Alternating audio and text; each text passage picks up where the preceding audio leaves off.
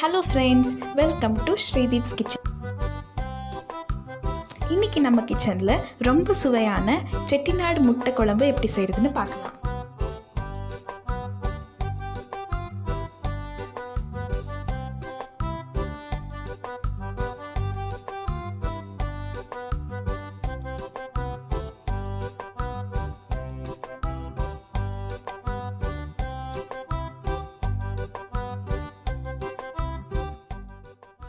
முதல்ல நம்ம முட்டை வறுத்துக்கலாம், அப்புறமா செட்டிநாடு மசாலா எப்படி செய்யறதுன்னு பார்க்கலாம். ஃபர்ஸ்ட் ஒரு பேனில் 2 டேபிள் ஸ்பூன் ஆயில் சேர்த்துக்கோங்க. இப்போ இதுக்கு 1 டீஸ்பூன் மஞ்சள் தூள், 1 டீஸ்பூன் மிளகாய் தூள், தேவையான அளவு உப்பு சேர்த்து வேக வைத்த முட்டையை சேர்த்து நல்லா ரோஸ்ட் ஆகிற வரைக்கும் நல்லா ஃப்ரை பண்ணிக்கோங்க. அந்த முட்டையோட அவுட்டர் லேயர் நல்லா கிறிஸ்பியாக ப்ரௌன் கலர் வர வரைக்கும் நல்லா ஃப்ரை பண்ணிக்கோங்க. இந்த முட்டை மேலே நல்லா அந்த மாதிரி ஹோல்ஸ் போட்டு வறுத்துக்கோங்க. அப்போ தான் அந்த மசாலாலாம் நல்லா இறங்கி டேஸ்ட்டு ரொம்ப நல்லாயிருக்கும்.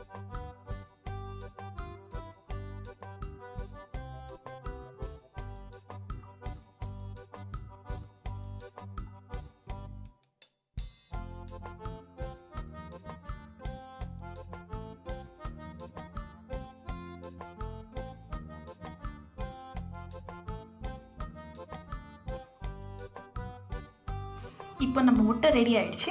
வாங்க ஃப்ரெஷ்ஷாக செட்டிநாடு மசாலா அரைக்கலாம். இப்போ ஒரு பேனில் எண்ணெய் சேர்க்காம 2 ஏலக்காய், 3 கிராம்பு, 1 பட்டை, 1 நட்சத்திர சோம்பு சேர்த்து நல்லா ரோஸ்ட் பண்ணிக்கோங்க. மீடியம் ஃப்ளேமில் வச்சு ஃப்ரை பண்ணிக்கோங்க, இல்லைன்னா கரிஞ்சிடும். இப்போது 2 டேபிள் ஸ்பூன் மிளகு உங்கள் காரத்துக்கு ஏற்ப கூட்டவோ குறைக்கவோ சேர்த்துக்கோங்க.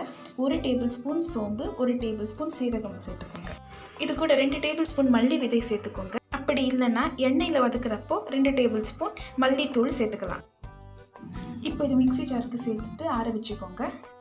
இப்போ கசகசா ஒரு பேனில் சேர்த்து ஒரு 20 செகண்ட் நல்லா ஃப்ரை பண்ணி அதை மிக்ஸி ஜாருக்கு சேர்த்துக்கோங்க.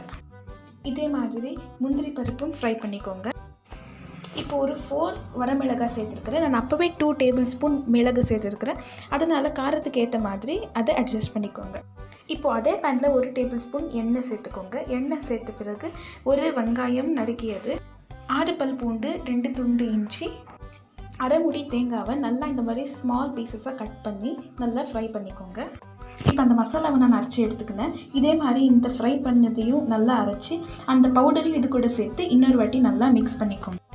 இப்போ பாருங்கள், இந்த மாதிரி வந்திருக்குது. இது கூட நம்ம கொஞ்சம் தண்ணி சேர்த்து நல்லா இந்த மாதிரி ஃபைன் பேஸ்ட்டாக அரைச்சி வச்சுக்கணும். நம்ம ஃப்ரெஷ் மசாலா ரெடி. இதில் 4 டேபிள் ஸ்பூன் ஆயில் சேர்த்துக்கோங்க.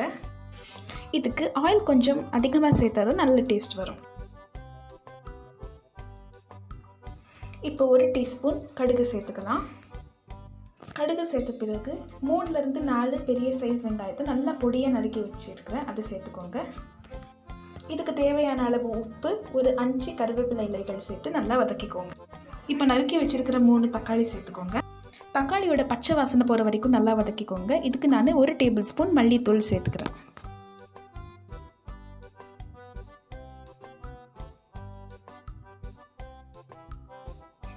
இப்போது நம்ம ஃப்ரெஷ்ஷாக அரைச்ச செட்டிநாடு மசாலா சேர்த்துக்கலாம்.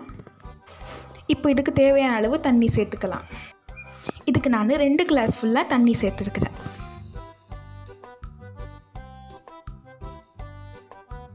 இது சுண்டுற வரைக்கும் அப்படியே மீடியம் ஃப்ளேமில் வச்சுக்கலாம். இப்போ பாருங்கள், நம்ம கிரேவி ரெடி ஆகிடுச்சு. இதில் வேக வச்சுருக்கிற முட்டை சேர்த்துக்கலாம்.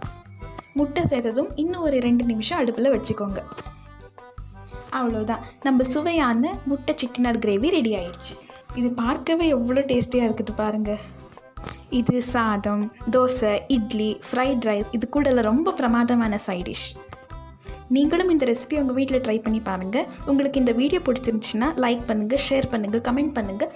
மறக்காமல் ஸ்ரீதீப் கிச்சன் சேனலுக்கு சப்ஸ்கிரைப் பண்ணுங்கள். இதே போல் ஒரு இன்ட்ரெஸ்டிங்கான ரெசிபியோட அடுத்த வீடியோவில் பார்க்கலாம். அது வரைக்கும் நன்றி, வணக்கம்.